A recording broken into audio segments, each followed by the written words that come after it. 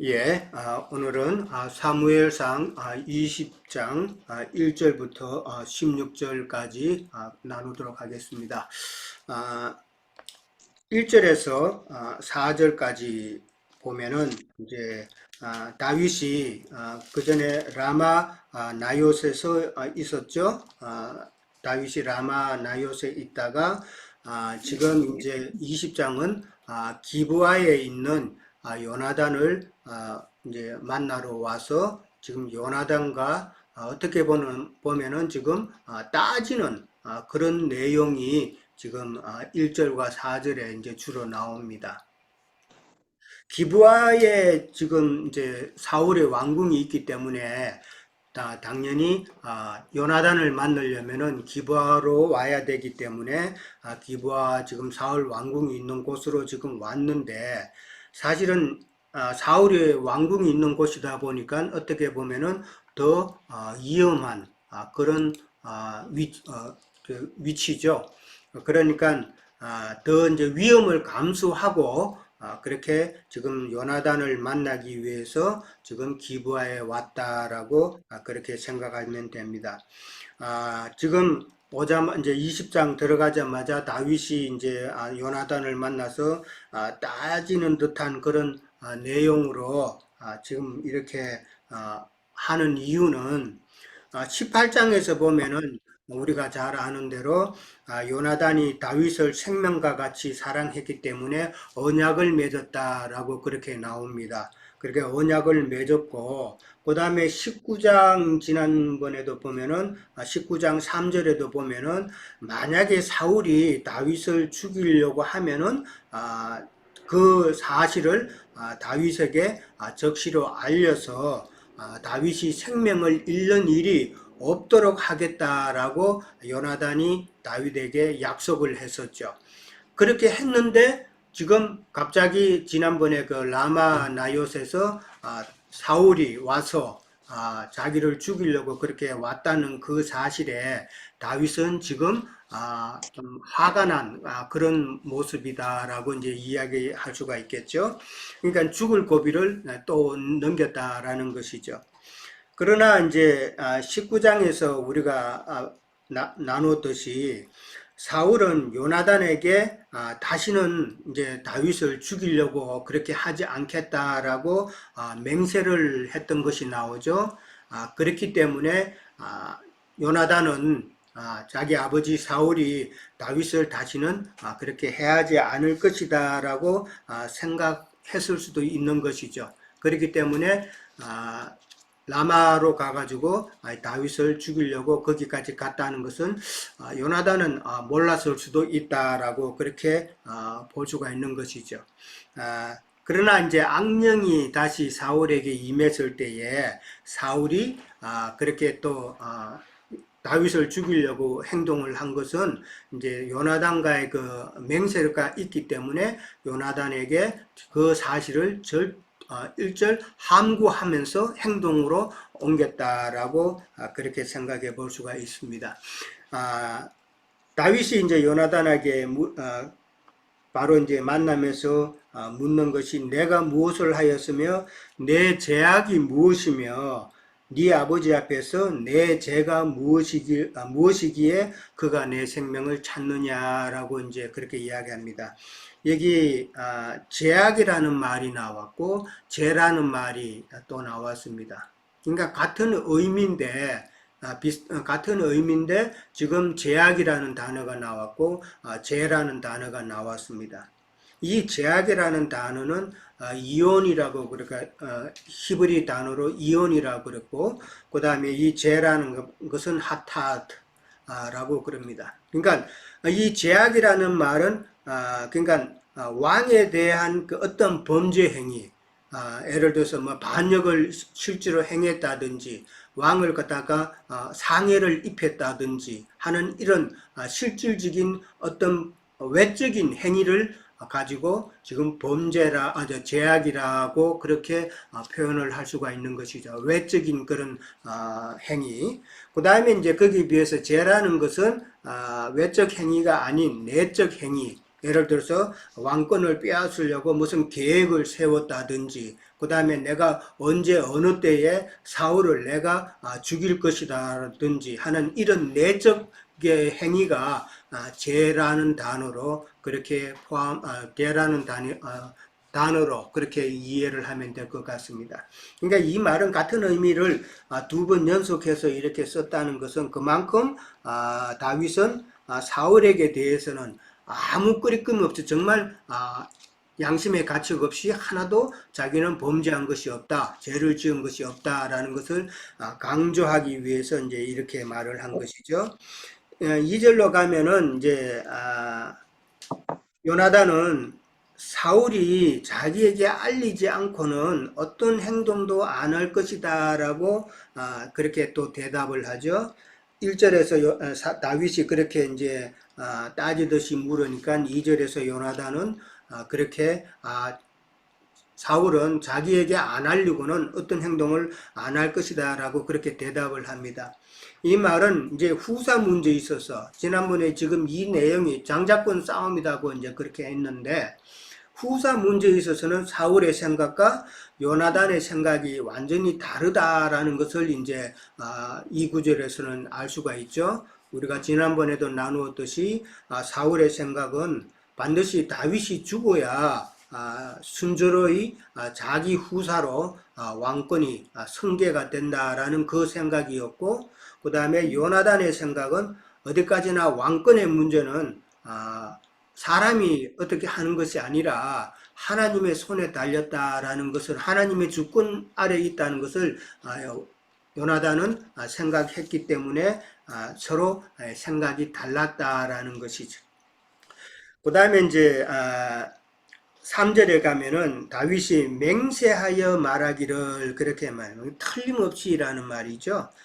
요나단이 다윗을 이제 도우는 것을 사울은 알고 있기 때문에 요나단이 슬퍼할까 봐서 알리지 않은 것이다 라고 그렇게 대답을 합니다. 사실 사울은 요나단에게 그렇게 맹세를 했기 때문에 그렇게 그걸 말을 할 수가 없는 상황이죠. 그렇게 이제 모르게 그렇게 실행을 했다라는 것인데, 그 이제 19장 6절에 가면은 요나단에게 약속을 했기 때문에 어떻게 보면 안 알리고 그렇게 행동을 했다라고 그렇게 말하죠. 그 다음에 이제 여호와의 살아계신가 네 생명을 두고 맹세하노니 나와 죽음 사이는 한 걸음뿐이다라고 지금 상당히 지금 다윗의 그 마음, 긴박한 마음, 불안한 마음을 우리가 엿볼 수 있습니다. 여기 여호와의 살아계신가 네 생명을 두고 맹세한다. 네 생명이라는 것은 요나단의 생명이에요. 그러니까 여호와의 살아계신가 요나단의 그 생명을 두고 맹세하노니, 이 말은 맹세한다는 말은 내가 확신한다 이 말이에요.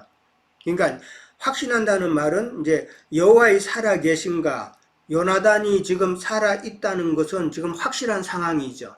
그것처럼 내가 지금 확신하노니 나와 죽음 사이는 지금 한 걸음뿐이다. 그러니까 내게 죽음이 곧 임했다라는 그런 두려움을 지금 표현하는 그런 내용이죠. 네. 상당히 지금 다윗으로 봐서는 좀 불안한 상태다라는 것을 알 수 있습니다. 그러니까 요나단이 4절에서는 다윗에게 네 마음의 소원이 무엇이든지 내가 너를 위하여 그것을 이루리라 라고 좀 이야기를 합니다. 그러니까 생명의 위협을 크게 느낀 다윗을 지금 어떻게 보면 좀 위로하는 그런 내용이죠. 위로하면서 적극적으로 다윗을 돕겠다라는 그런 표현을 합니다. 그러면서 이제 그렇게 이제 요나단이 말하니까 5절부터 이제 넘어가면은 다윗이 그러면은 자기가 지금 사울의 의도를 파악을 해야 되겠다라는 것이죠. 도대체 왜 사울이 자기를 그렇게 죽이려고 하는지 그것을 파악하기 위해서 자신의 계획을 요나단에게 이야기하는 내용이 이제 5절부터 11절까지 나옵니다. 거기에 보면은 이제 5절에 보면은 내일은 초하루다라고 그럽니다. 내일은 초하루인즉 내가 마땅히 왕을 모시고 앉아 식사를 하여야 할 것이나 라고 나옵니다. 초하루 절기는 월삭이죠. 월삭이라는 것은 우리가 잘 알죠. 매월 첫날 그렇게 절기율법을 지키는데 우리가 잘 알듯이 가족들이 다 같이 모여서 그렇게 잔치하는 그런 내용입니다.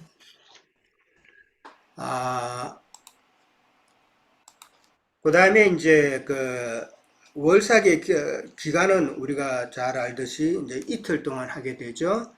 민수기 10장 10절에도 월삭에 대해서 나오죠. 그 다음에 28장 11절에도 월삭에 대한 절기 율법이 나옵니다. 거기에 보면은 이제 가족이 함께 모여서 잔치하고 이틀 동안 그렇게 행한다라는 것을 알 수 있습니다. 지금 월삭에 식구들이 모이니까 다윗도 지금 사위로서 엄연히 이제 같이 모여야 되는 그런 자격이 있는 것이죠. 그런데 왕과 함께 식사할 수 있는데 지금 다윗은 거기를 안 가겠다라는 것이죠. 나를 지금 보내서 3일간 3일째 되는 날 저녁까지 나를 덜에 숨도록 해달라라고 그렇게 이야기를 합니다. 3일째 저녁까지니까, 그러니까, 월삭의 이틀 잔치 기간이죠. 그 다음에, 셋째 날에는, 소식을 이제 서로 주고받는 그런 날이니까 3일의 기간이 필요한 것이죠.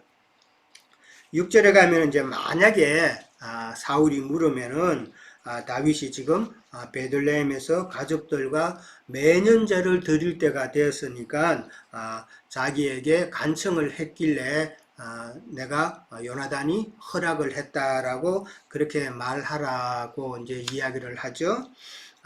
매년제가 또 나오죠. 매년제는 1년에 한 번 그렇게 온 가족이 모이는 절기율법이죠. 7일 동안 그렇게 하는 걸로 우리가 알고 있습니다. 사무엘서 1장 3절에 보면은 사무엘의 아버지 엘가나가 한나와 함께 매년 실로에 가서 매년제를 드렸다라는 것이 이제 나오죠. 1장 3절에 나옵니다. 거기서 이제 한나가 참 기도하는 그 내용이 우리가 잘 아는 그 유명한 내용이죠. 그래서 거기서 7일간 실로에서 그 매년제를 드렸다라는 것이죠. 사울의 그 처가의 그 모임에 월삭 모임에 가지 않고 자기 집에 그 매년제 모임에 가겠다라는 것은 처가 모임이 아닌 자기 집에 모이는 것이죠. 이것은 우리가 잘 아는 그 야곱의 경우도 지금 처가에서 나와서 자기 집으로 자기 아버지 이삭의 집으로 그렇게 떠나는 것을 우리는 잘 알잖아요. 그러니까 처가에는 늘 뭐 우리가 잘 알듯이 거기에는 기업이 없다라는 그런 내용이잖아요. 그래서 자기 본가로 모두가 가서 그렇게 지내야 된다라는 것이죠. 그래야 기업이 있다라는 그런 내용이죠. 그리고 또 월삭보다는 매년제가 좀 더 우선시 된다라는 그런 의미죠. 아무래도 매달 모이는 것보다는 1년에 한 번 모이는 것이 좀 더 우선시 되는 그런 모임이다라고 볼 수가 있겠죠. 자, 그러면서 이제 7절에 가면은 그렇게 이제 말을 했을 때에 그의 말이, 그러니까 사울의 말이 옳다라고 그러면은 네 종이 평안하다. 그러니까 네 종이란 지금 다윗을 두고 하는 말이죠. 다윗이 참 내가 평안하지만은 만약에 노하면은 나를 해하려고 결심한 것이다라고 이제 그렇게 이야기를 하죠. 그러니까 그 말이 옳다. 그러니까 매년제가 되었으니까 요나단에게 그럼 너 참 잘 보냈다라고 이제 그렇게 말하면은 좋은데 만약에 노하게 되면은 그는 나를 해하려고 작심했던 것이다라고 이제 그렇게 안다는 것이죠. 그러니까 사실 그 월상 모임에서 사울은 다윗을 죽이려고 계획했다라는 그런 의미가 되겠죠. 8절에 가면은 나에게 인자하게 행하라. 네가 나에게 여호와 앞에서 너와 맹약하게 하였습니다. 라고 그렇게 인자하게 행하라 라는 말을 합니다. 인자하게 행한다는 이 말의 그 인자하게 행해야 될 그 근거는 네가 그러니까 요나단이 다윗에게 그 하나님 앞에서 서로 맹약을 했기 때문에 너는 내게 인자하게 행하라는 그런 요구를 하는 것이죠. 하나님 앞에서 맹세로 다윗과 언약을 맺었기 때문에 그 언약의 의무에 따라서 너는 내게 자비와 은총을 베풀라라는 그런 의미가 되겠죠.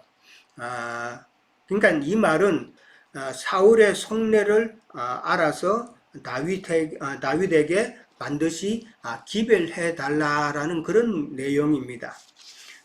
참 이 언약이라는 이제 내용이 나오는데 하나님과 우리는 언약으로 맺어진 사이잖아요. 그러니까 지금 요나단과 다윗이 지금 언약 관계를 우리는 좀 생각해 봐야 된다라는 것이죠.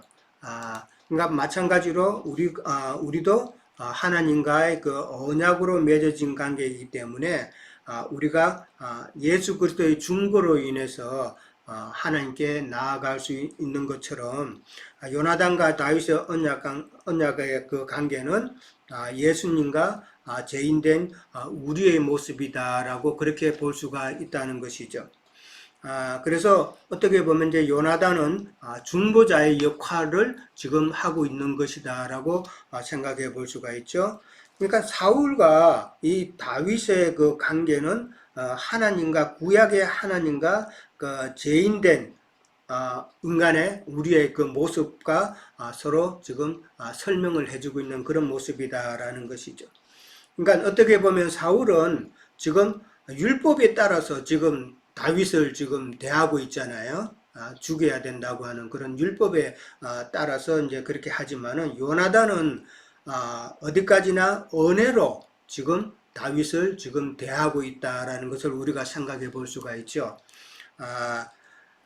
사실 다윗이 지금 처한 이 위치 입장은 요나단의 그 은혜가 아니면은 다윗은 지금 잡혀서 죽을 수밖에 없는 그런 상황이죠. 그런 상황인데 다윗은 지금 요나단을 통해서 그 다음에 또 미가를 통해서 또 지난번에는 그 사무엘을 통해서 참 그 생명을 보존하게 함을 받았는데 이 모든 것이 이제 은혜가 아니면은 이제 요나단의 은혜가 아니면은 다윗은 죽을 수밖에 없는 그런 존재였다라는 것을 우리가 생각해 보면은 예수님의 은혜가 아니면은 죽을 수밖에 없는 우리들의 모습과 똑같은 그런 모습이다라는 것이죠. 9절에서 이제 보면은 다윗이 죽는 일은 결코 없을 것이며 사울이 만약에 다윗을 죽이려고 하면은 내가 너에게 알려줄 것이다 라고 다시 약속을 하게 됩니다. 그러면서 10절에 가면은 다윗이 그 약속을 들었지만은 또 불안하죠. 혹 네 아버지가 엄하게 지시하면은 누가 내게 알려주겠느냐. 그러니까 네 아버지가 엄하게 지시하면이라는 것은 지금 사울은 요나단과 다윗의 관계를 잘 알고 있기 때문에 자기의 그 비밀 유지를 위해서는 요나단을 갖다가 꽁꽁 묶어 두는 수밖에 없죠. 왕궁을 못 나가게 한다든지 방에만 딱 가둬둘 수 있다라는 그런 이야기죠. 그렇게 되면은 누가 내게 알리겠는가라고 그렇게 하는 이야기입니다. 여전히 불안한 다윗의 모습을 볼 수 있는 것이죠. 그랬을 때에 이제 요나단이 들로 가자라고 그러죠. 계속 이야기하면은 다윗이 계속 불안한 마음이 진정이 안 될 것 같으니까 들로 가자라고 이제 바깥 바람이 쐬르면 좀 나을 것 같으니까 이런 말을 했는지 모르겠습니다. 근데 들로 가자 하고 두 사람이 들로 가니라 라고 그럽니다. 이 들로 간다는 이 들은 아까 앞에 나왔던 19절에 나왔던 그들이고 그 다음에 19장에도 나왔던 먼저 다윗이 숨었던 그들입니다. 영어 단어로 보면은 the field라고 그렇게 나와 있습니다. 정관사 the가 들어가 있기 때문에 똑같은 그런 들입니다. 그러니까 들로 나가자라고 했던 것은 이제 은신처를 다시 한번 살피고 은신처를 정하러 가자라는 그런 의미가 되겠습니다.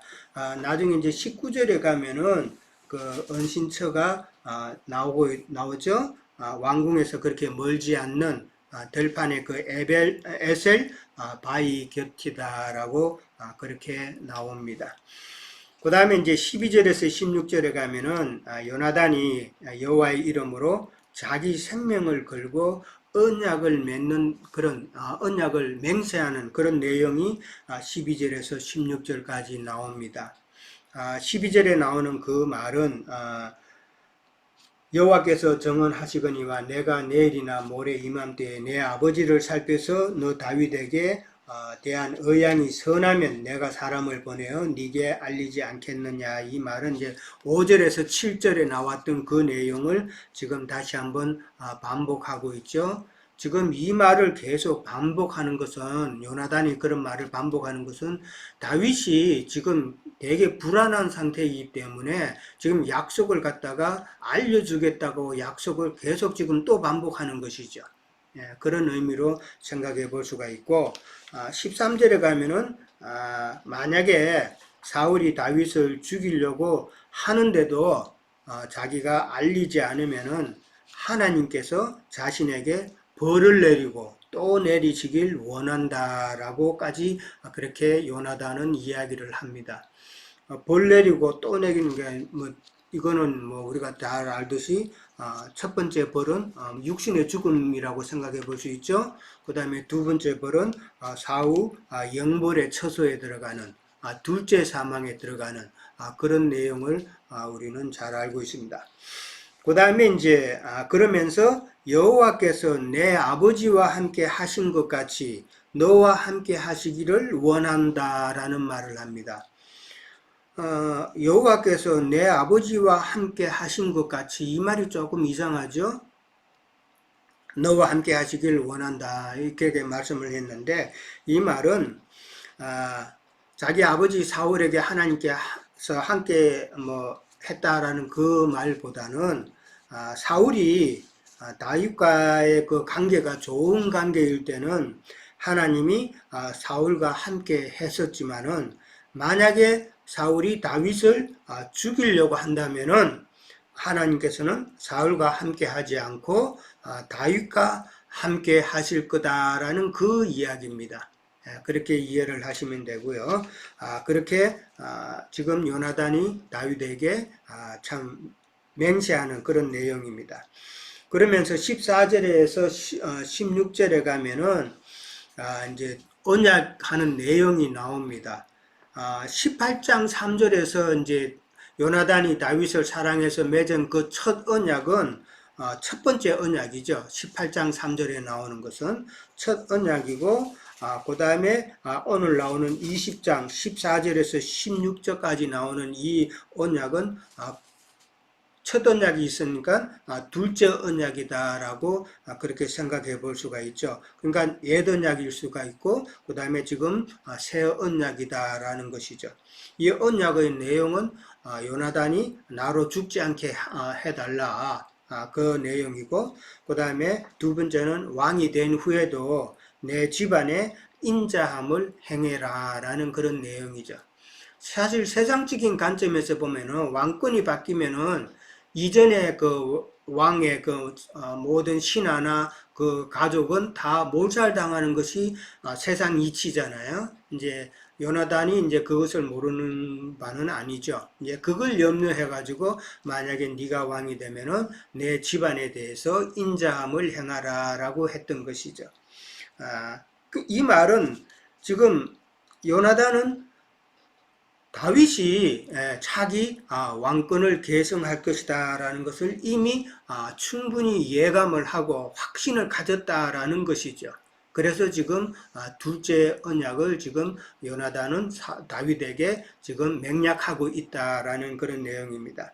그래서 그 새 언약에 따라서 요나단의 그 후손 그 머비보셋이 나중에 다윗의 그 상에서 함께 먹고 그 조상의 기업을 참 다윗의 도움으로 상속받게 한 것은 어디까지나 두 번째 그 언약에 근거한 것이다라는 것이죠. 아까도 이야기했지만은 다윗은 요나단에게 은혜를 입었잖아요. 예, 은혜를 입었는데 참 그 은혜 입은 그 보답으로 나중에 은혜를 또 다윗은 많이 베푸는 자가 되었다라는 것이죠. 어떻게 보면 은혜를 베푸는 자가 되었다는 것은 참 우리가 은혜를 크게 입으려면은 베푸는 자가 되려면은 어떻게 보면은 참 낮은 마음을 가져야 된다라는 것을 우리가 생각해 볼 수 있죠. 참 내가 교만하고 반대로 참 높은 마음을 가지고 그러면은 반대의 길을 가게 되는 것이 배도의 길을 가게 되는 것이 우리의 신앙이다라는 것이죠.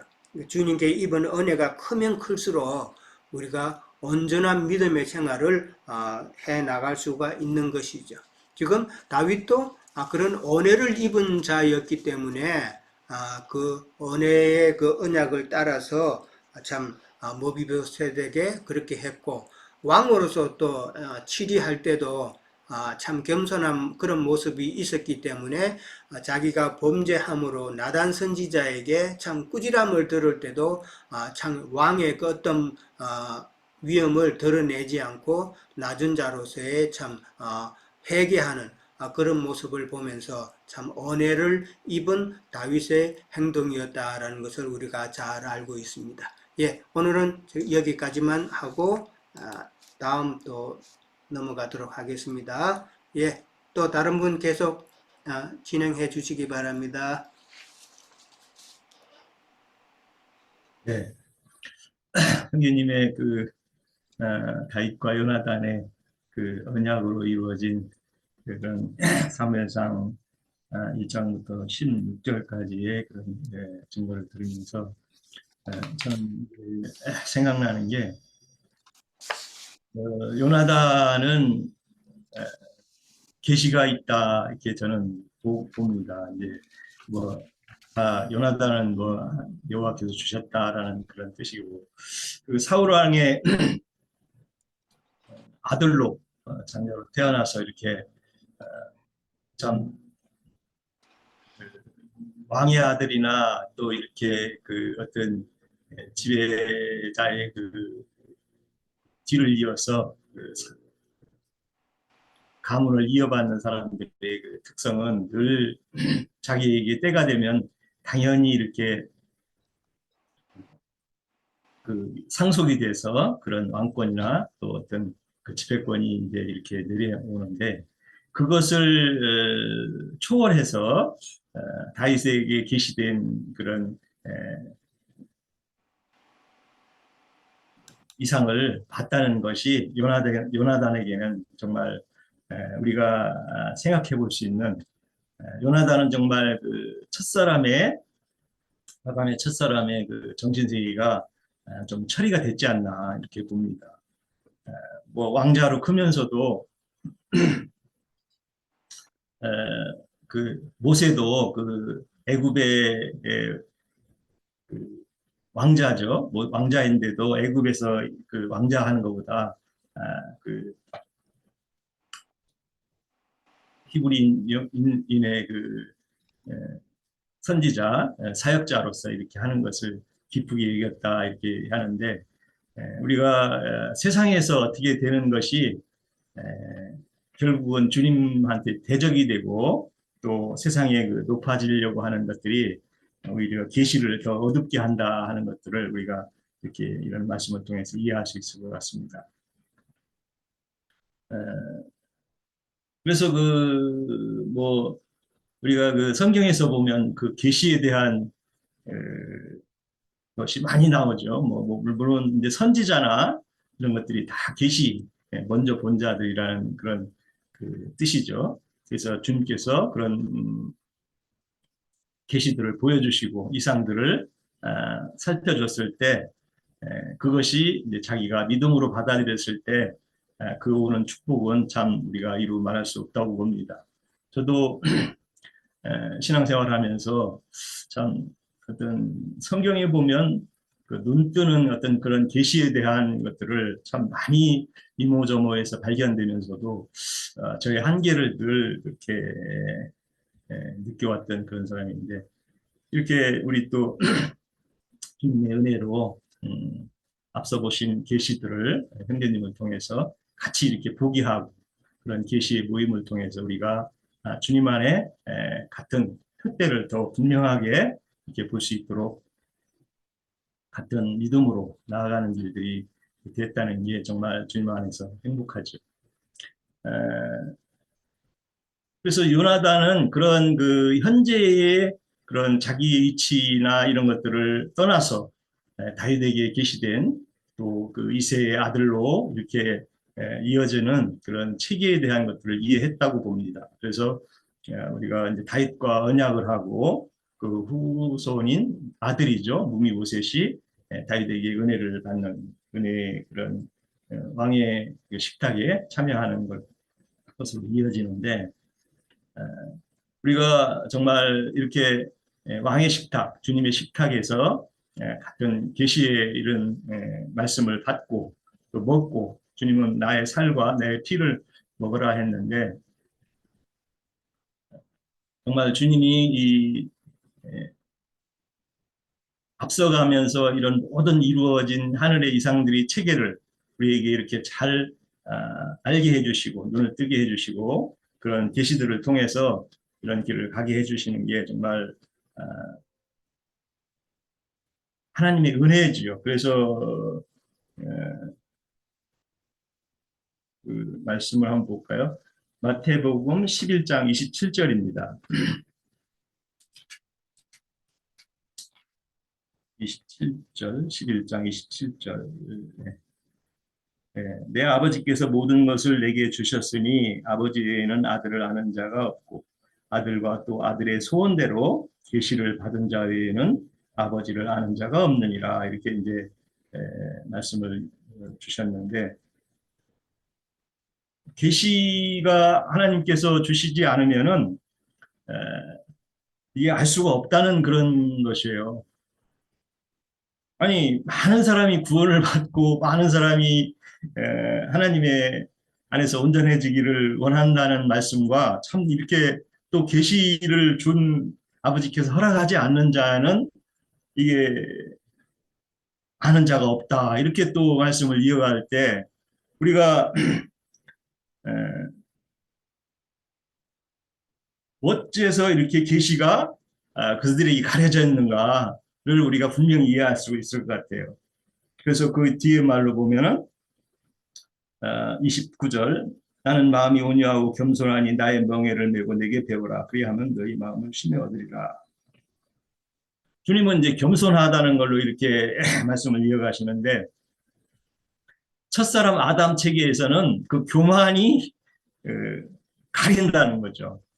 주님은 겸손한 자에게 심령이 가난한 자에게 이런 계시를 주는데 사울은 왜 그러겠어요?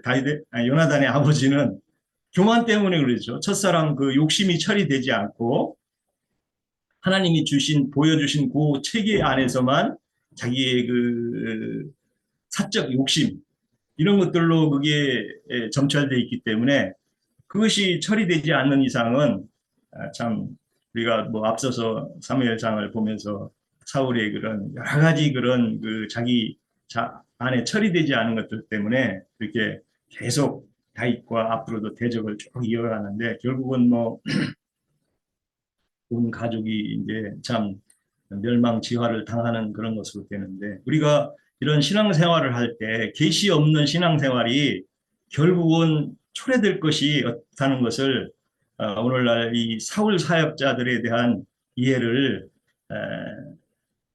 분명히 해야 되고 또 우리 이런 그 진리 증거자들을 통해서 사울과 같은 사역이 오늘날에 어떻게 이어지고 첫사람 아담 정신이 처리되지 않은 니골라당 발람의 길이죠. 그런 일들이 계속 이어진다는 거죠. 같은 신앙을 하고 하나님을 믿는데도 이렇게 잘못된 두 노선 안에서 자기가 어떤 노선에서 이 신앙생활로 해서 결국은 주님의 언약, 받은 언약의 계시를 잘 따라서 끝까지 길을 잘 가느냐는 참으로 중요한 것 같습니다. 우리가 주님의 계시를 통해서 이렇게 계시받은 앞선 우리 형제님을 통해서도 계시를 받지만 그 계시가 우리가 끈을 놓지 않고 꾸준히 정말 주님 안에서 이 표대를 보고 계시에 대한 의미가 있어야 된다고 봅니다. 마지막으로 제가 고린도전서죠. 고린도후서, 네. 네. 고린도전서 14장 30절입니다. 만일 곁에 앉은 다른 이에게 계시가 있거든 먼저 하던 자는 잠잠할지라 이렇게 바울 사도의 권면을 새겨보는데 우리가 어떤 증거를 할 때 참 먼저 하다가 옆에서 누가 다른 계시가 그 잘못됐다고 얘기할 때 그게 받을 수 있는 분들이 정말 우리에게 필요하지 않은가. 참 우리의 증거들이 다 만족하고 온전할 수는 없겠지만은 그런 겸손한 자세에서 서로 지체들의 증거를 또 계시들을 우리가 서로 살펴볼 수 있는 그런 넉넉함이 있으면 좋겠습니다. 마치겠습니다. 예. 자, 다음에 또 이어주시죠.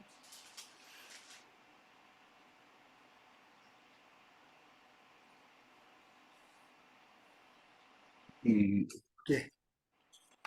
예. 우선 오늘 내용에 보면 이제 다윗을 두고 요나단과 사울의 어떤 그 판단이 전혀 이제 상반되는 그런 그 모습으로 나타나요. 그래서 다윗의 어떤 죄 없음을 아는 요나단과 사울은 자신의 어떤 그 왕권을 이렇게 유지하고 또 자기 어떤 후손에게 이렇게 왕권을 넘기기 위한 이런 어떤 생각 때문에 이런 어떤 판단의 오류를 범하는 모습을 이렇게 봅니다. 그런데 이제 여기 보면 이제 우리가 지금 이제 18장에서부터 쭉 이렇게 흘러오는 때 보면 이제 그 사울이 다윗을 죽이기 위해서 여러 번의 시도가 있었죠. 뭐 단창으로 이렇게 뭐 벽에 박겠다라고 한 게 이제 2번이고 벌써. 또 블레셋 족속들의 어떤 표피를 배우면 뭐 이렇게 딸을 이렇게 혼인할 수 있게끔 해주겠다. 뭐 이런 것들도 사실은 이제 다윗을 죽이기 위한 어떤 그런 계략이었잖아요. 그래서 그런 어떤 일 때마다 하나님의 어떤 보호와 인도에 따라서 이제 다윗이 그런 어떤 공경에서 벗어나는 모습들을 이렇게 쭉 이렇게 보아왔는데, 그런데 오늘 이제 그 요나단의 말 중에서는 내 아버지께서 크고 작은 일을 내게 알리지 아니하고는 행하지 아니하나니 이렇게 말하는데, 이제 이 말씀을 보면서 이제 아모스 선지서 3장 7절에 보면 주 여호와께서 자기의 비밀을 그 종 선지자들에게 보이지 아니하고는 결코 행하지 아니하셨다라고 말을 해요. 그러니까 하나님의 어떤 그 뜻을 이렇게 펼치기 위해서 미리 이제 선지자에게 보여주는 것과 불의한 어떤 사울이 자기 아들은 그렇게 이제 알고 있지만 실질적으로는 이제 사울은 다윗을 죽이기 위한 어떤 그런 계략들을 요나단과 모든 것을 이렇게 알리고 그렇게 행하는 건 아니잖아요. 그런데 이제 요나단이 이제 그런 걸 보면 여전히 그래도 요나단도 자신의 어떤 아버지 되는 사람이기 때문에 그래도 이제 다윗 앞에서 이렇게 아버지를 약간은 이렇게 감싸는 듯한 이런 모습을 좀 보이기는 해요. 그래서 어째 보면 이게 이제 사울과 다윗 사이의 어떤 중재자로서 서로의 어떤 원한 부분 이런 것들을 이렇게 듣고자 하는 어떤 그런 어떤 생각인 것으로도 보여지고 그런 모습이에요. 그런데 이제 오늘 이제 이 내용의 뭐 전체적인 내용은 우리 형제님이 다 증거를 해주셨는데 저는 그 월삭과 그 언약에 대해서만 조금 말씀을 드릴게요. 자, 월삭이라는 거는 이제 세 달이 이제 시작되는 첫날을 이제 월삭이라고 하죠. 그래서 이 말 자체가 새롭게 한다라는 뜻과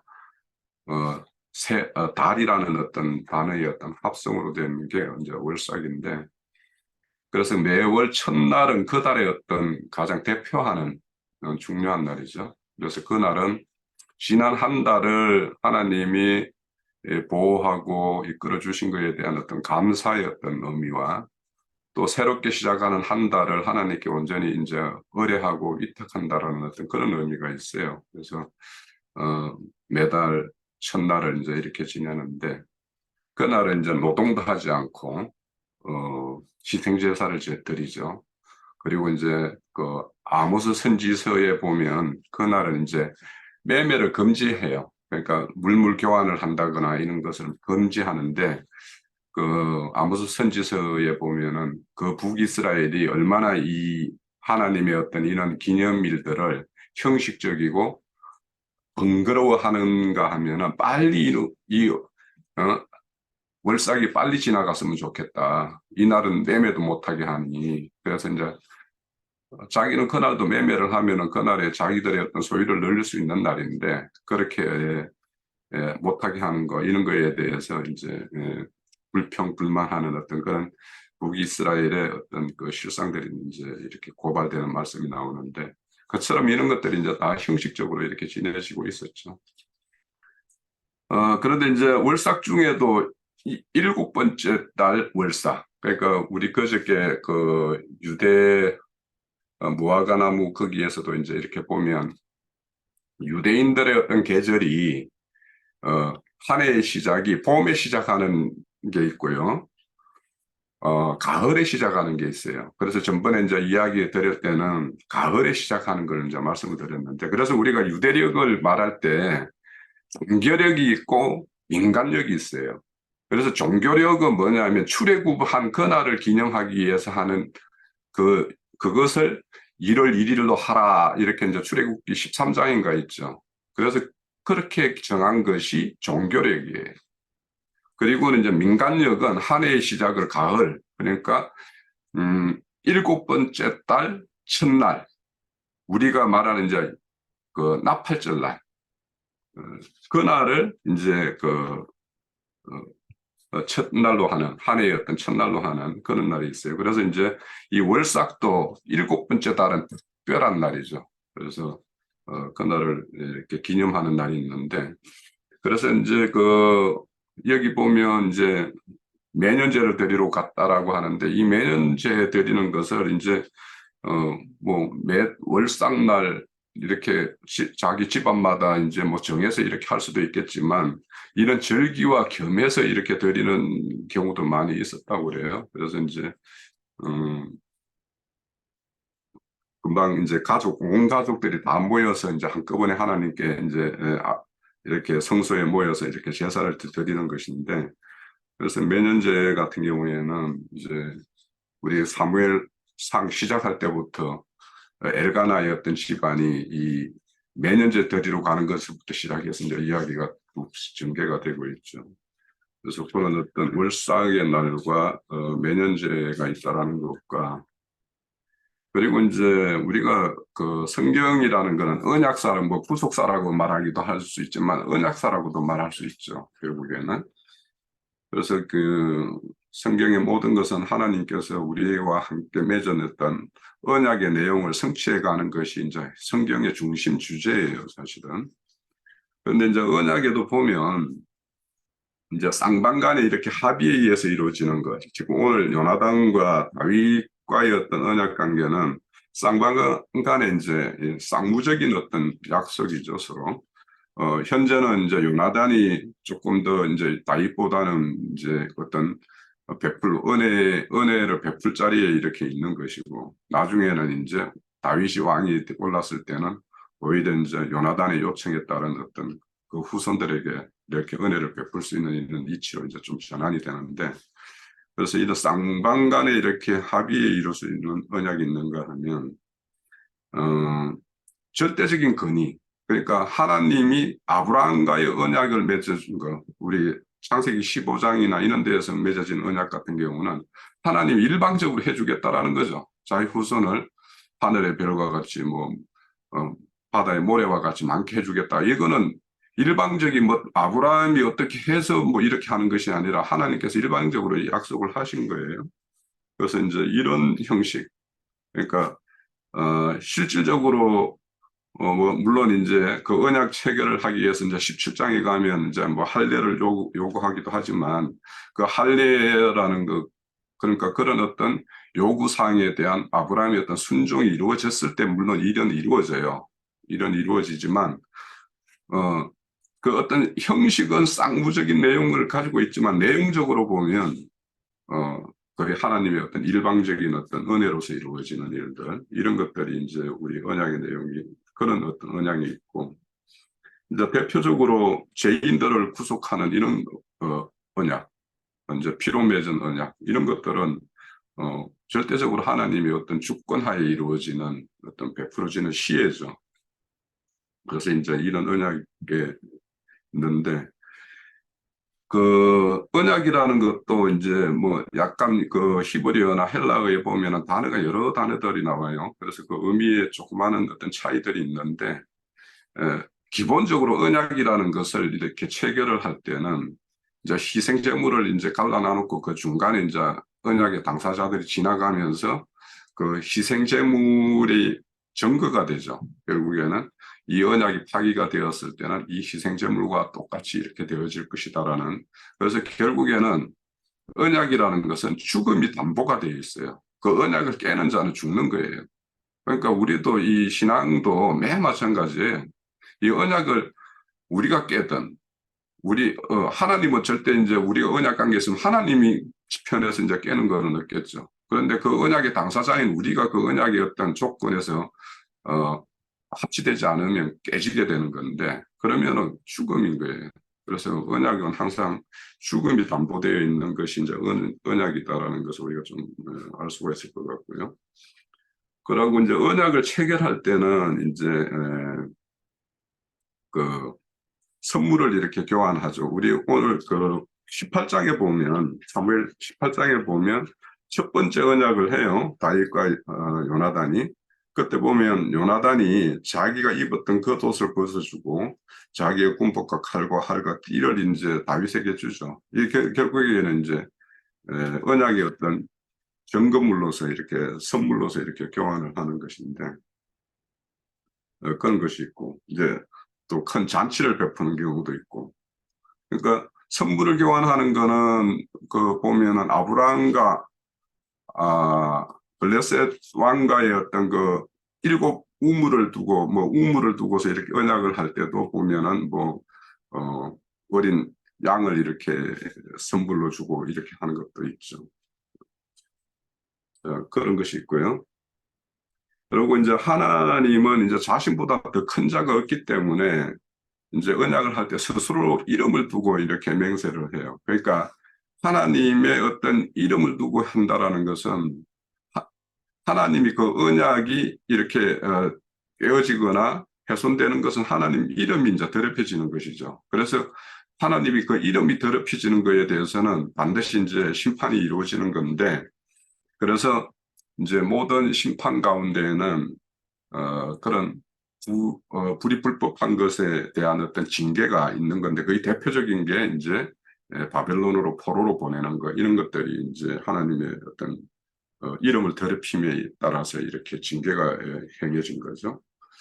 그리고 이제 언약의 어떤 상징으로서 나오는 게 첫 번째는 이제 뭐 무지개 언약, 눈에 우리가 그 언약의 어떤 체결에 우리의 정표로서 보여주는 것으로 이렇게 나타난 것 중에 첫 번째가 무지개를 이렇게 보인 어떤 인원 언약이 있었고 또 언약의 어떤 당사자로서 할례 그러니까 표피를 이렇게 베어낸 어떤 그런 어떤 것도 하나의 어떤 언약의 어떤 표징으로 이렇게 드러내는 것이 있고 또 이제 그 모든 어떤 희생 언약의 어떤 그 희생 제물을 드리는 거 이런 것들도 피를 드리는 거 이런 것들도 하나의 어떤 언약의 어떤 상징물이고 또 이제 십계명 돌판 이런 것들도 사실은 언약의 이제 증거물이 되죠.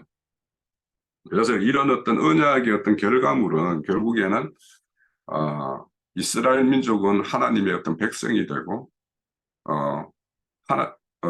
이스라엘 백성들의 하나님이 되시는 이런 것들이 추구하는 것이 이제 이 언약의 이제 최종적인 거예요. 그래서 결국에는 그의 백성이 되고 그의 하나님이 되는 것, 그들의 하나님이 되는 것, 이것이 결국에는 최종으로 이루어졌을 때 그거는 하나님의 왕국이 되는 거거든요. 그래서 이 언약이 추구하는 거는 궁극적으로는 하나님의 왕국을 건설하는 걸로 이렇게 기결되는 것이 하나님의 언약이다. 그래서 오늘 이렇게 보면 요나단과 다윗의 어떤 개인적인 어떤 언약인 것 같지만 사실 이 언약은 사울 가문의 어떤 하나님의 어떤 그 불의, 이 사울이 이렇게 불의를 저지름으로 인해 가지고 멸절당할 어떤 사울 가문이 요나단에 의해서 이렇게 보호되고 최종적으로 그 하나님이 12지파 중에 한 지파를 완전히 멸면주하는 것을 이렇게 막는 이런 어떤 사울 가문과 다윗 가문의 어떤 체결이다. 그래서 언약이라는 것은 하나님과 사람과의 어떤 언약이 있는가 하면 사람과 사람 사이의 언약도 있는 것이고, 그런 어떤 부족 간의 언약도 있는 것이고, 그러니까 오늘 같은 경우에는 사울의 어떤 가문과 다윗 이세의 가문이 이렇게 언약을 체결하는 어떤 그런 표징이라고도 볼 수 있겠다 싶고요. 자, 그래서 오늘 이런 중심 주제가 언약에 대한 어떤 신실하게 행하는 요나단의 어떤 모습이고, 앞으로 이제 더 진행이 되면 이 언약에 신실하게 행하는 다윗의 모습이 이제 등장을 하겠죠. 그래서 그런 모습으로 이 내용은 이끌 것이고, 그 모든 언약의 성취 가운데에는 하나님이 큰 물타리 가운데에서 이루어진다. 이런 것들도 우리가 좀 살펴볼 수 있을 것 같아요. 네, 저는 마칩니다. 예. 자, 또 다른 지체분 계신가요? 예, 제가 잠시 참여하겠습니다.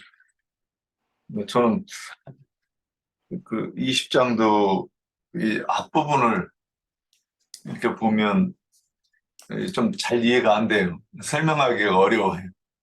근데 이제 부분적으로 그냥 보이는 부분만 이렇게 얘기하자면 그 30절에 보면 이제 그 부분이 눈에 확 들어와요.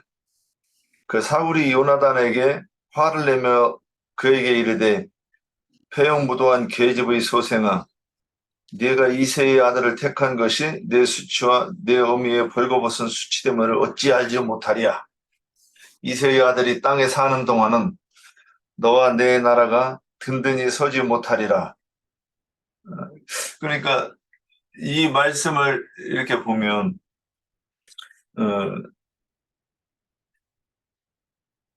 그 세상 나라와 그리스도의 나라가 충돌하는 것으로 이렇게 보여요. 그러면 여기까지 오기 이전에 그 골리앗과 다윗이 이제 싸우는 장면이 나왔었고, 또 블레셋 사람들을 계속해서 그 전쟁을 통해서 승리하는 모습을 이제 이렇게 앞장에서 보았어요. 근데 이 모습을 이렇게 보면서 신약이 어디하고 맞춰보면 여기가 비슷한가 하고 이제 이렇게 보면 그 요한복음 11장 44절, 53절 이렇게 보면 이제 40절 보면 대제사장들과 바리새인들이 공회를 모으고 이르되 이 사람이 많은 표적을 행하니 우리가 어떻게 행하겠느냐. 만일 그를 이대로 두면 모든 사람이 그를 믿을 것이요. 그리고 로마인들이 와서 우리 땅과 민족을 빼앗아가리라 하니. 그러면 이 말씀에서 당시에 그 관원들이 염려하는 건 뭐냐. 예수를 따르고 로마인들이 이스라엘 백성들을 빼앗아가는 것에 대한 염려를 하는 거잖아요. 이게 하나님의 나라가 손상되고 하나님의 나라를 어찌 세워야 될까 이걸 염려하는 게 아니라 그 자기들의 어떤 그 권력과 또 그 율법 아래에 있던 사람들이 그 그리스도를 따르는 것에 대해서 두려워하는 모습이 나오죠. 지금 사울의 모습과 비슷하지 않은가 싶어요. 그러면 또 요한복음에서도 요한복음 12장 19절에 보면 바리새인들이 서로 말하되 볼지어다 너희 하는 일이 쓸데없다 보라 온 세상이 그를 따르는도다 아니라 그래요. 그래 이것들이 뭘 얘기를 하는 것인가? 그래서 그 사울이 이세의 아들이 땅에 사는 동안은 너와 내 나라 같은 든지 서지 못하리라 그러면 사울의 나라와 다윗의 나라가 지금 다르다고 지금 대적하고 있다고 하는 것을 묘사하고 보여주고 있는 것 아니겠는가? 그러면 사울은 율법 아래 있는 그 사람이고 그의 왕으로 표현이 됐으니까 마귀를 상징하는 것이고 다윗은 예수 그리스도를 상징하는 것으로 이렇게 보이고 그러면 서로가 사울도 자기의 나라를 세우려고 하고 다윗도 하나님의 나라를 세우기 위해서 지금 부딪히고 있는 것이라고 이렇게 보였습니다. 그래서 그러면 그 부딪히는 모습이 누가복음 20장에 보면 그때 당신이 이렇게 가르치는 것은 무슨 권세로 이런 걸 가르칩니까? 그러니까 포도나무 비유 쭉 하면서 이제 하니까 이 사람들이 얼굴이 울그락부르락 하지요. 그 다음에 또 보낸 것이 그 사두개인들이 와서 부활 논쟁에 자기들이 그 같은 그 유대인들 그 종파들 중에서 다투며도 어느 파는 그 부활도 있고 부활이 있다고 말하고 자기들은 없다고 말하지만 거기에 대해서 딱 대답을 하지 못하는 그 부분이니까 예수도 대답하지 못할 거라고 딱 가지고 왔던 그 문제를 가지고 와서 이제 물어보죠. 근데 그런 것들을 예수 그리스도께서 그들이 더 이상 그 대르지 못하게 딱 그 반박을 해서 진리로 딱 명확하게 증거를 하시는 그런 모습을 보면서 그들이 속이 얼마나 끌어올랐을까. 내가 우리도 저도 이렇게 보면 저는 싸움에서 지는 것보다 힘없어서 지면 뭐 그럴 수 있는 거지. 근데 말로 지면 되게 기분 나빠요, 저도. 굉장히 자존심 상하고 그리고 심지어는 우기는 소리인데도 너무 논리정연하게 얘기하니까 반박을 못하고 나오면 그래 내가 졌다 그러고 나오는데 속은 부글부글 끓죠. 근데 그 서기관과 바리새인들도 자기들이 대대로 어떤 이 신앙에 대해서 물려받은 이 지식과 또 백성들 앞에서 내세우는 이 권위가 대단한데 말 듣고도 못하고 그렇게 졌을 때 얼마나 백성들 앞에서 망신스럽고 그 자존심이 상했을까. 그러니까 속으로는 죽이지 않으면 이게 해결을 못하는 거죠. 죽이지 않고 그 입을 다물게를 할 수 있는 방법을 죽이는 방법밖에 없으니까. 그러면 이 모습을 오늘 사무엘상에서 좀 묘사한 것 아닌가. 그런데 앞뒤에 요나단이 예수를 상징하고 다윗이 그리스도를 상징한다 이런 표현들을 들으면 거기에 대해서 왜 그렇습니다 하고 설명을 못 들어갔는데 그렇게 보려고 해도 제가 이 앞부분이 좀 설명이 잘 안 되는 부분이 있고 딱 이 부분만 보여서 이렇게 한번 얘기해 봤습니다. 예, 여기까지입니다. 예. 자, 또 다른 빛에 없으신가요? 예. 자, 그럼 우리 장로 형제님 마무리 보충 설명해 주실 거 있으면 좀 해주시고 마치도록 하죠.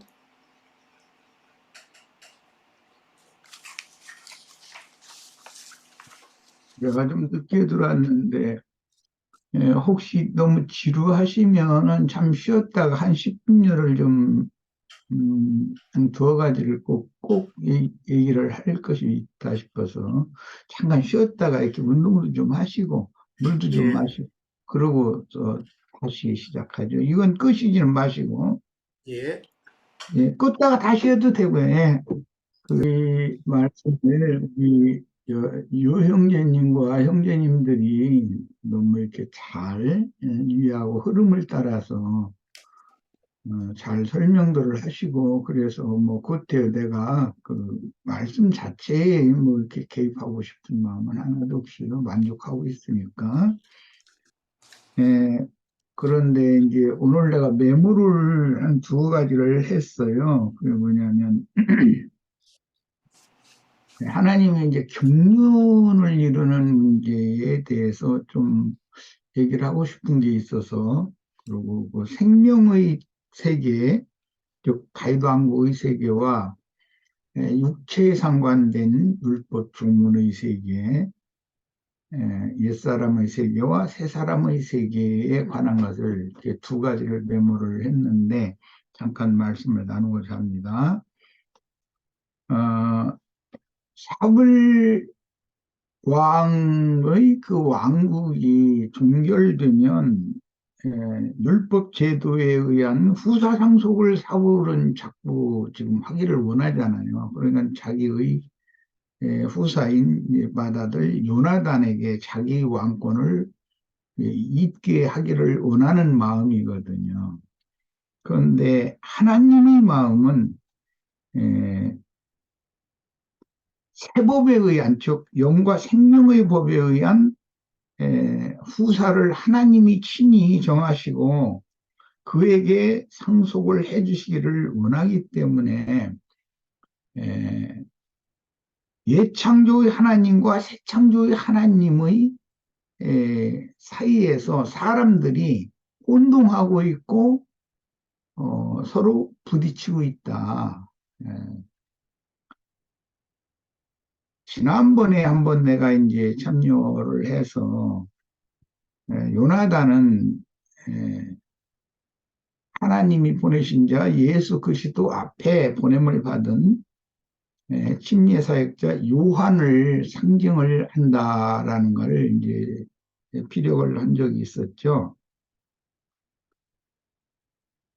율법과 선지자의 때는 옛창조의 때이기 때문에 그게 끝나야만 새 영과 새 마음을 받은 사람들로 세워지는 새 세계를 하나님이 펼치셔서 모형적인 그림자의 경영, 그림자에 있던 역사적인 경영, 예창조 세계를 종결하지 않으면 영과 생명의 세법을로 다스리는 천국, 하나님의 왕국을 펼칠 수가 없어요.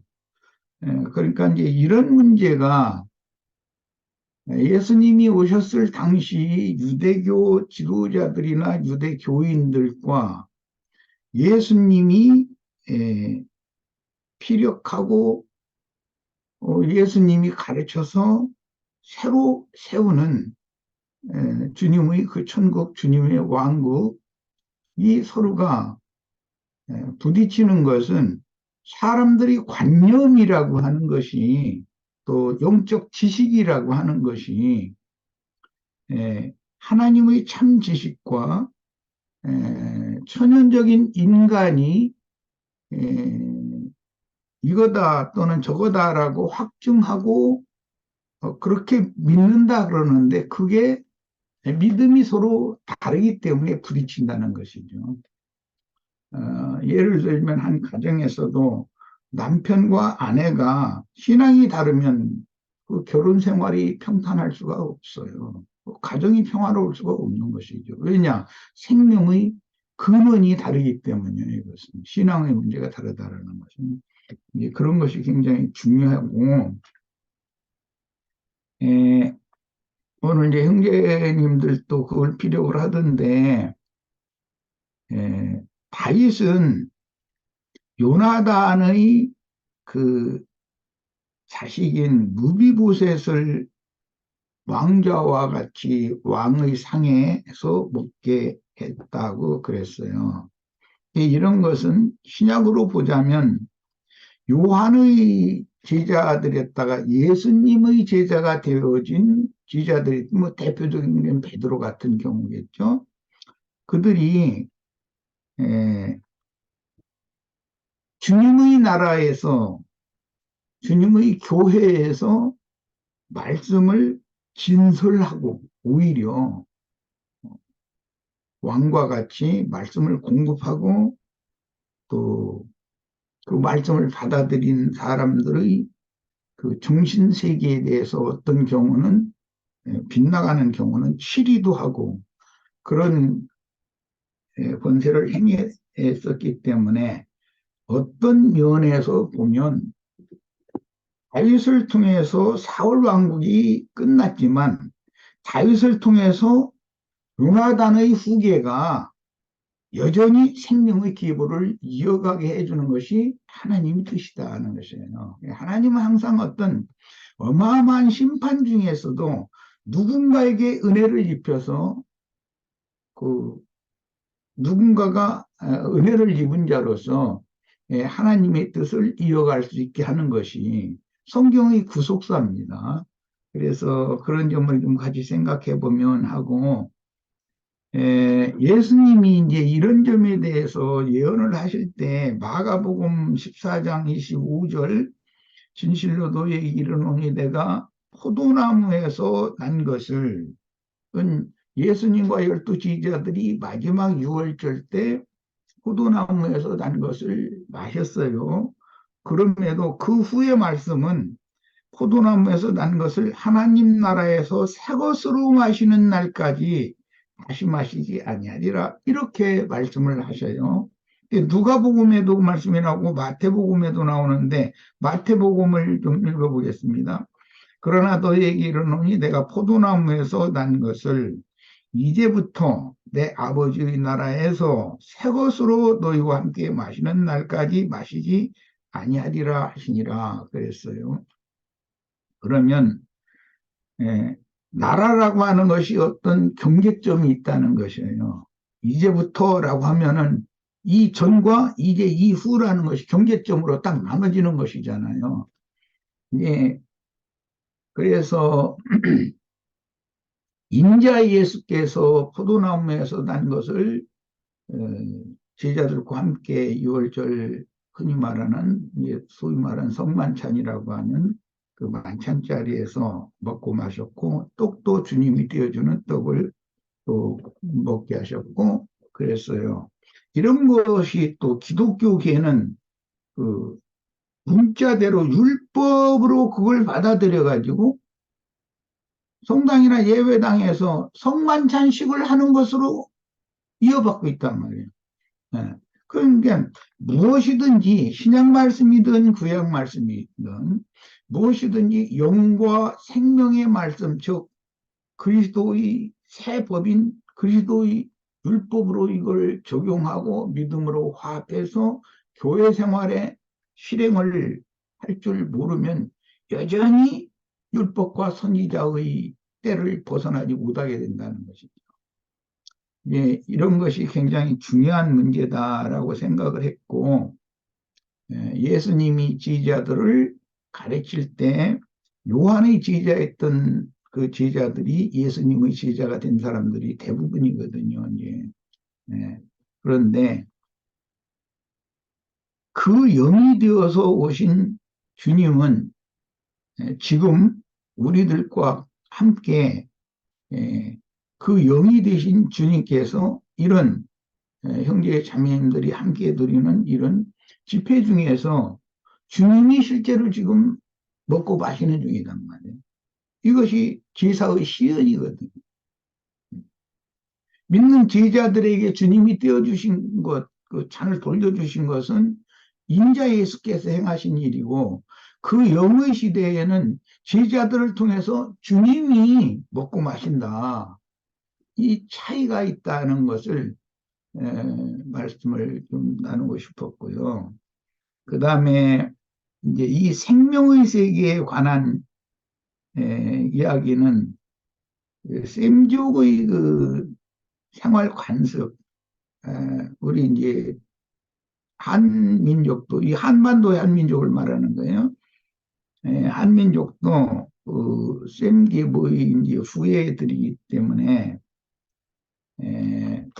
이 절기에는 당연히 아버지 집으로 그게 자손들이 외처에 나가서 뭐 여러 가지 일도 하고 뭐 산업도 일으키고 다 할 수가 있는데, 그래도 명절에는 아버지 집으로 다 모이잖아요.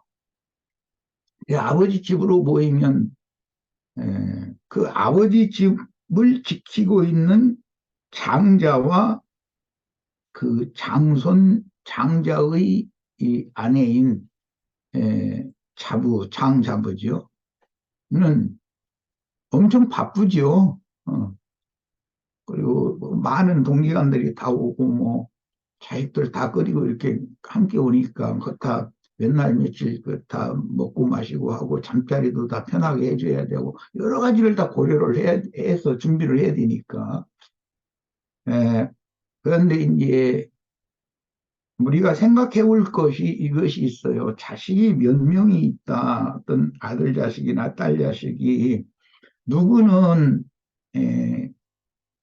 생활이 그래도 먹고는 살만하고 또는 누구는 좀 여유가 있고 그런 자식이 있는가 하면 어떤 자식은 삶이 평탄하지 못하고 좀 힘들고 어려울 수가 있어요.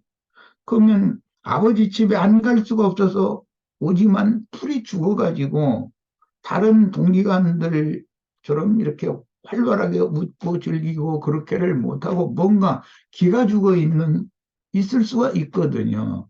그러면 그 자식과 그 자식의 아내인 자부를 보는 아버지와 어머니의 마음은 말로 표현할 수 없을 정도로 속으로는 아프지만 그걸 내색할 수는 없잖아요. 그러면 항상 예, 자식들이 모이면 아버지한테 뭐 돈 봉투를 내놓는 일은 없지만 어머니 품에 절을 해가면서 어머니께 얼마씩이라도 내놓잖아요. 내놓으면 당연히 자기 남편한테 아무개가 뭐 생각보다 돈을 많이 내놨네, 뭐 얼마나 내놨네 등 이렇게 그 액수를 남편에게 다 알리게 돼 있어요. 누가 얼마나 냈고 누가 얼마 냈고 뭐 이런 걸 다 알게 돼 있죠. 그런데 이제 좀 그중에 힘든 아들이나 힘든 딸이 얼마를 냈다는 소리를 들으면 안 내도 되지만 그 말을 들으면 그게 제일 큰 금액을 낸 것이잖아요. 그러니까 아버지, 어머니는 그걸 눈물로 받을 수밖에 없어요. 그 생명의 세계인 거예요, 그게. 기독교계의 율법 종교로 다스리는 율법 세계와, 즉, 예창조 세계와 육체의 세계와 영의 세계를 좀 설명하느라고 이 얘기를 하는 거예요. 그러면 그 지혜로운 어머니는 자기의 장자부에게 그 봉투를 모아서 암암리에 네 동서 몇째 동서 또는 네 시누이 누구에게 이걸 전해라. 자기가 직접 주지를 않죠. 어머니가 직접 주면 그것은 그 가문을 지키는 그 권위, 생명의 흐름이 단절되는 거예요. 그건 이제 생각이 짧은 부모들이고 좀 가정 교육이 덜 된 가정에서는 그렇게 부모가 이게 주고 그러는데 그렇게 하면은 그건 안 되는 거예요. 장자부에게 건네서 장자부가 헤어지는 날 몰래 아무도 몰래 여비라도 이렇게 줘 보낼 때 봉투 분배를 지혜롭게 하게 하는 거예요. 그러면 장자부는 그 장남은 아버지 어머니의 의중을 알거든요. 그러니까 어떻게 이것을 분배를 하고 어떻게 해야 된다는 것을 그 장자부는 이미 다 알고 있는 거예요. 합당하게 딱 하는 거예요. 그러면서 보내주면 그 딸이나 그 아들이 자부로 말하자면은 동서나 시누이가 집에 가서 그 봉투를 열어봤을 때 얼마나 감격하겠어요. 그건 당연한 거예요. 그렇게 되면 가정이, 가문이 세워진단 말이에요. 질서가 딱 세워진단 말이에요. 그렇게 하는 거예요. 그게 생명의 통치라는 거예요. 하나님 나라는 생명으로 다스린다, 뭐 빛과 생명으로 다스린다 그러는데 그 원리를 지금 이해하도록 설명을 하느라고 이런 얘기를 한 거예요. 그리고 뭐 속된 말로 뼈대가 이렇게 흐름이 뼈대가 좋은 그런 가문의 집안이 아니면은 그냥 아버지가 그냥 자식들 너도 뭐 형편이 좀 어려운 것 같다 뭐 하면서 이렇게 돈들을 건넨다더니 어머니가 직접 이렇게 다른 자식들 보도록 건넨다든지 그러면은 그것은 그 집안은 곧 무너질 집안이에요. 그건.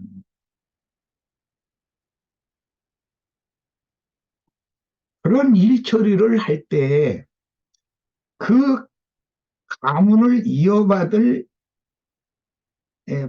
아들의 자부의 손을 통해서 그런 일을 처리를 하게 해주는 거예요. 그게 지혜로운 부모이고 그게 생명의 세계의 통치 방법이다. 그러면 자연히 아래 동생들이 다 장형에게 그 질서를 지킨다라는 말은 부모님께 효도를 한다는 뜻이에요. 그 아버지는 너 나에게 효도해라 이렇게 가르치면 그건 배움이 부족한 사람이고 지혜가 없는 사람이죠. 어머니에게 효도를 하는 것이 곧 나에게 효도하는 거다. 이렇게 자꾸 교육을 그렇게 시켜야 되는 것이죠. 그래야만 되는 거예요. 그러면 왜냐하면 아버지는 가정 전체를 이게 통괄하고 가정 전체를 생각을 해야 되기 때문에 그래야 된단 말이에요. 이런 것이 생명의 세계다. 이게 율법과 생명의 법이라고 하는 그런 다스리는 것은 법칙으로 다스리는 건데 그 법에 대해서 이해를 하셔야만 율법과 선지자의 때를 어떻게 끝내고 영과 생명의 법으로 통치하는 새 시대, 새 포도나무에서 난 것을 내가 그때 가서 마실 거다라고 한 예수님의 말씀이 잘 흡수가 되어지고 소화가 된 그런 교회 생활이에요.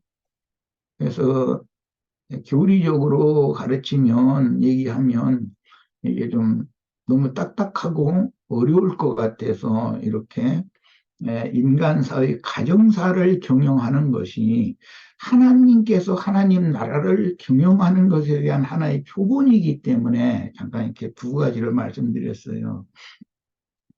우리는 이런 제도권의 율법 체제와 교회의 생명의 세계, 우리가 이 생 너머에서 영원한 세계에 가서 영생을 누린다라고 할 때 우리가 그리스도로 더불어 제사장이 되어 왕노로 탄다라고 하는 것이 무엇을 말하는지에 대해서 두 왕을 지금 말하는 게 사무엘 상은 사울왕이고 사무엘 하는 다윗왕 이야기를 하는 것인데 그 대비를 하는 것이거든요. 사무엘기를 읽을 때는 이런 것을 좀 마음에 담아두시고 읽었으면 좋겠다 그런 생각이 들었습니다. 네, 마칩니다.